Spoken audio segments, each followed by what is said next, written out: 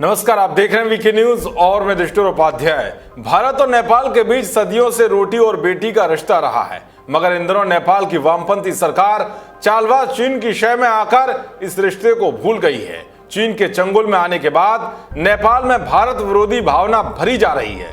नेपाल के प्रधानमंत्री केपी शर्मा ओली के भारत विरोधी रूप को देखकर नेपाल की जनता उन पर भड़क रही है।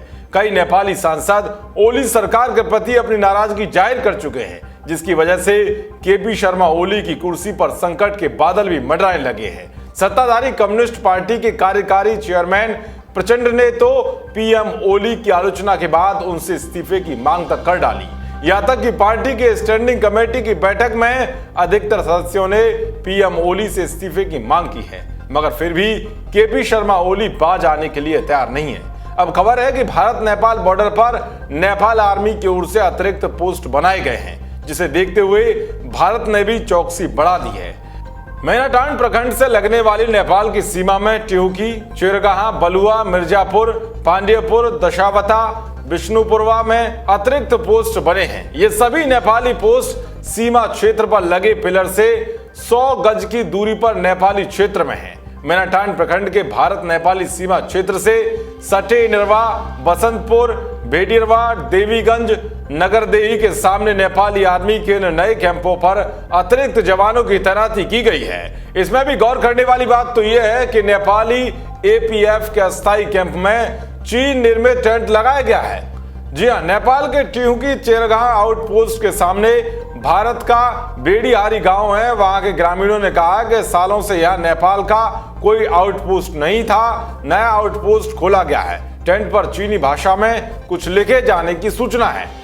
एसएसबी 47वीं बटालियन सिकटा के इंस्पेक्टर अनिल कुमार ने कहा है कि पहले से नेपाल का भी अस्थायी पोस्ट था, बारिश की वजह से उसे शिफ्ट कर रहा है। चीन निर्मित टेंट के बारे में जानकारी मिली थी।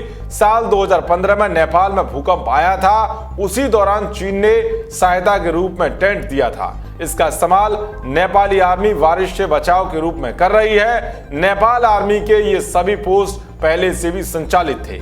तो वहीं एसएसबी की 47वीं बटालियन के कमांडेंट प्रियव्रत शर्मा ने बताया कि नेपाली क्षेत्र में लॉकडाउन के दौरान अतिरिक्त पोस्ट बनाए जाने की सूचना मिली थी। बॉर्डर पर जवानों को सतर्क रहने का निर्देश है। स्थिति सामान्य है, हर गतिविधि पर एसएसबी की नजर है।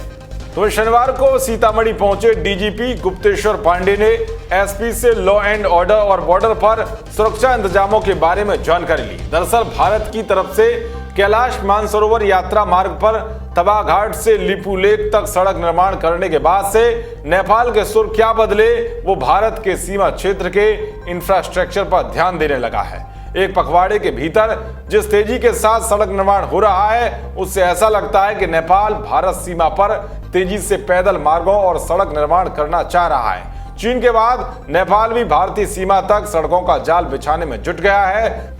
उत्तराखंड में पिथौरागढ़ जिले से सटे बॉर्डर के पास धारचूला तिनकर रोड के निर्माण का काम तेज कर दिया गया है। नेपाल सरकार ने कुछ महीने पहले 134 किलोमीटर लंबी सड़क को पूरा करने के लिए सेना को तैनात किया था।